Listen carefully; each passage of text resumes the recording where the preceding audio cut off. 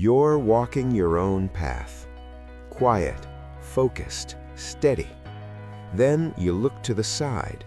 Someone else is already far ahead. They started later, but somehow they're winning faster. More results, more recognition, more progress. And suddenly, something inside you shifts. Your steps feel heavier. Your pace feels wrong. You begin to wonder if you chose the wrong road, or if you were never meant to walk it at all. This is where most people don't fail because they're weak. They fail because they start looking sideways. Before we continue, if this feeling sounds familiar, subscribe to the channel, like this video, and leave a comment telling me, who do you compare yourself to most often? Comparison doesn't hit you all at once. It starts quietly. At first, it's just a thought. They're moving faster than me. Then it becomes a question. Am I doing something wrong? And eventually, it turns into a verdict. Maybe I'm just not good enough. This is the real danger of comparison. It doesn't just show you someone else's progress. It makes you doubt your own direction. You begin to replay every decision you've made. Every choice feels suspicious. Every slow day feels like proof that you're failing. And the worst part? Nothing has actually gone wrong. You're still learning, still improving, still moving forward, just not at the speed you see on the surface of someone else's life. But comparison ignores context. You don't see how long they've been training. You don't see what they sacrificed. You don't see the failures they edited out. All you see is the highlight, and you measure it against your behind-the-scenes reality. That mismatch creates pressure. Pressure to speed up, pressure to change direction, pressure to abandon a path that hasn't even had time to work. And this is how people quit early. Not because the path was wrong, but because doubt entered before results had time to appear. At this stage, motivation doesn't disappear. It gets replaced by anxiety. You're no longer focused on learning. You're focused on catching up. You stop asking, am I better than yesterday? And start asking, why am I not where they are? This is where progress collapses, because growth requires patience, repetition, and trust in the process. Comparison destroys all three. It turns your journey into a race you never agreed to run, with rules you don't control, against opponents you don't understand. And once that race starts in your mind, your energy leaks away. You rush things that need time. You abandon systems that need consistency. You chase shortcuts that weaken your foundation. Eventually, you don't quit because you're tired. You quit because you no longer believe. This is the silent moment where most people step off the path. Not loudly, not dramatically. They just stop showing up. And they tell themselves a lie that sounds reasonable. Maybe this just isn't for me. But the truth is far simpler and far more painful. They compared the wrong things and paid for it with their commitment. In the world of the samurai, comparison was dangerous, not just mentally, but physically. Two swordsmen could stand in the same dojo, train under the same master, hold the same blade, yet their paths were never identical. One might be faster, another stronger, another calmer under pressure. And no true warrior confused these differences as failures. A seasoned samurai understood something modern minds often forget. Skill does not grow in a straight line, and mastery does not follow a shared clock. Some trained for speed, some trained for endurance, some trained to survive chaos. Each had a rhythm shaped by their body, their temperament, their battles, and their purpose. To force one rhythm onto another was not discipline, it was sabotage. A swordsman who tried to copy another's pace would break his form, lose precision, lose awareness. And in combat, losing awareness meant losing your life. That is why samurai never measured themselves by who advanced faster. They measured themselves by alignment. Was the stance correct today? Was the grip more stable than yesterday? Was the mind quieter than last time? Progress was internal before it was visible. There were no shortcuts to mastery because shortcuts created weak swordsmen, and weak swordsmen didn't survive long. A warrior who rushed training to match someone else's progress might look impressive for a moment, but under pressure, the cracks appeared. Timing would fail, breathing would collapse, the blade would hesitate. So the samurai accepted a truth that modern culture resists. Your pace is not your enemy, your impatience is. Training was never about being ahead, it was about being ready. Ready for the moment when speed mattered, ready for the moment when calm decided everything. And this is where the parallel becomes painfully clear. When you compare your progress to others, you're doing exactly what a reckless swordsman would do, forcing a rhythm that doesn't belong to you. You abandon your own timing, your own capacity, your own stage of development, and in doing so, you weaken the very foundation you're trying to build.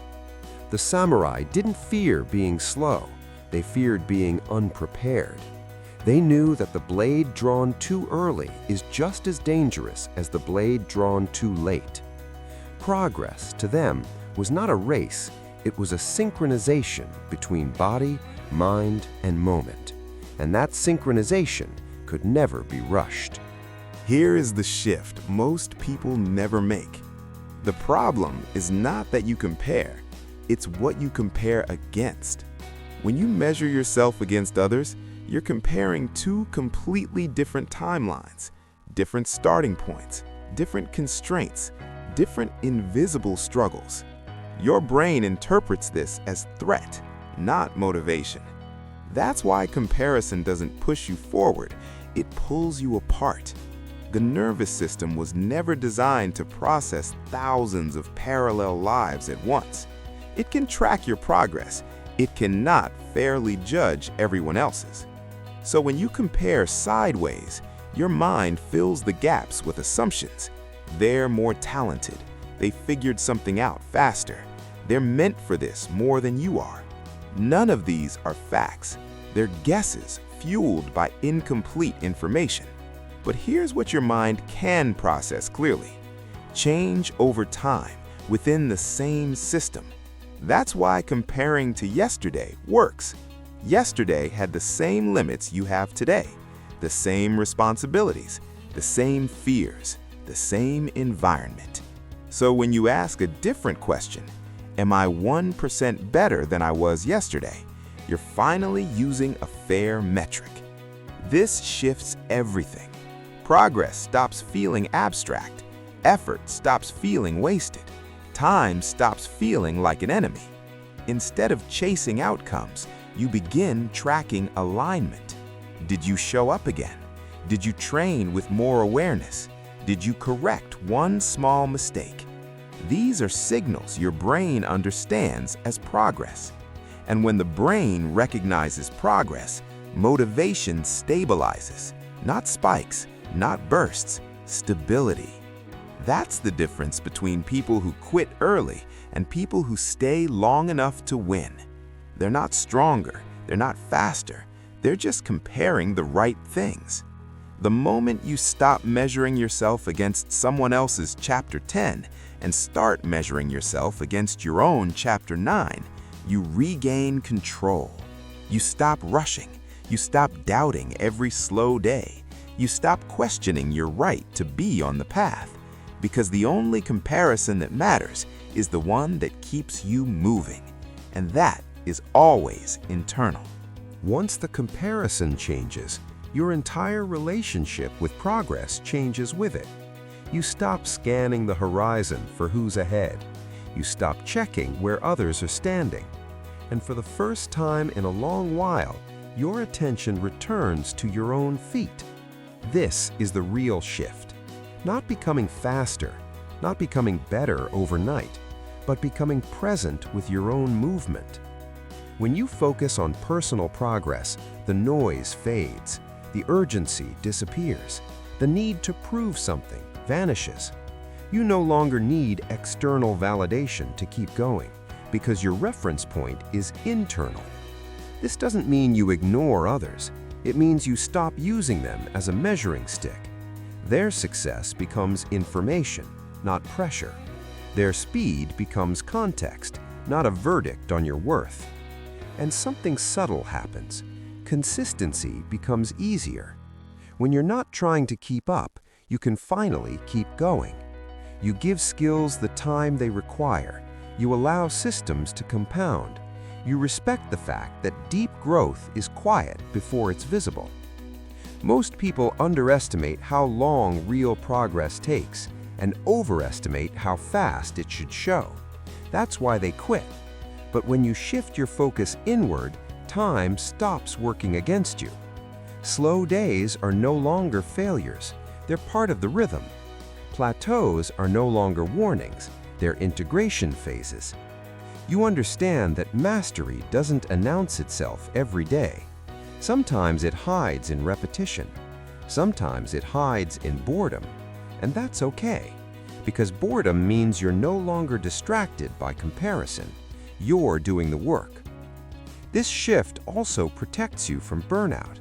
When you measure yourself against others, there's no finish line, only exhaustion. When you measure yourself against yesterday, there is always a next step. Small, clear, achievable. And that's what keeps you moving forward when motivation fades. Not excitement, not pressure, but clarity.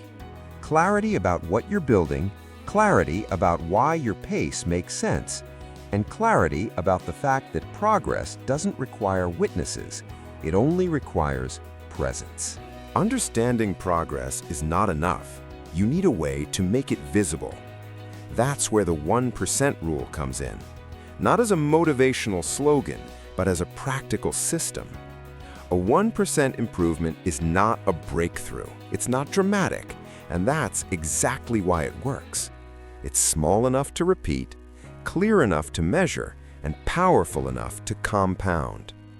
Most people fail because they track outcomes. Outcomes fluctuate. Outcomes lie. But process leaves evidence. So instead of asking, "Did I succeed today?" ask a better question. What is one small thing I did better than yesterday?